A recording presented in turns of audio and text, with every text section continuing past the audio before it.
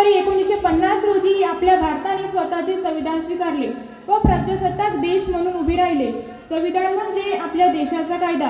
आपण त्याचे पालन केलेच पाहिजे. त्याचे महत्त्व समजून घेतलेच पाहिजे. आपण सर्व एकाच देशातील नागरिक आहोत.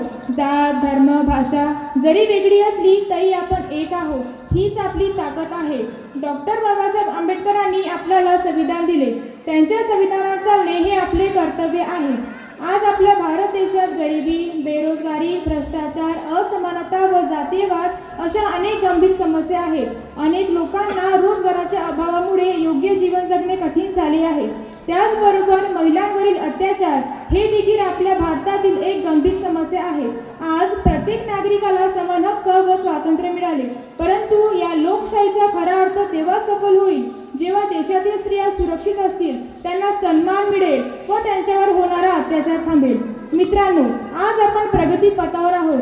आपल्या देशाने विविध मार्गात प्रगती केली आहे. आर्थिक प्रगती, पायाभूत सुविधा विकास, तंत्रज्ञान, डिजिटल प्रगती, ऊर्जा आणि पर्यावरण अशा अनेक मार्गात प्रगती केली आहे. पण आपल्या देशासमोर एक मोठे आव्हान उभे राहिले आहे, ते म्हणजे व्यसनाधीनता. आपल्या देशातील अनेक तरुण व्यसनाच्या आहारी जाऊन स्वतःचे जीवन नष्ट करीत आहे. पण असे न करता अभ्यासात लक्ष देऊन, शिस्त पाळून आणि देशाच्या विकासात मदत करून आपण आपले योगदान देऊ शकतो. आज आपण शपथ घेऊया की आपण एक जबाबदार नागरिक बनू आणि देशाच्या विकासासाठी योगदान देऊ. आपण सर्वांनी मिळून देशाच्या विकासासाठी काम करूया आणि समृद्ध व लोकशाही बळकट भारत निर्माण करूया.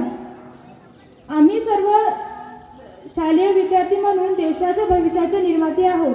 आम्ही आमच्या कर्तव्याची पूर्तता करून देशाच्या योगदानात मदत करू. सर्वांना 77व्या प्रजासत्ताक दिनाच्या खूप खूप शुभेच्छा. जय हिंद, जय भारत.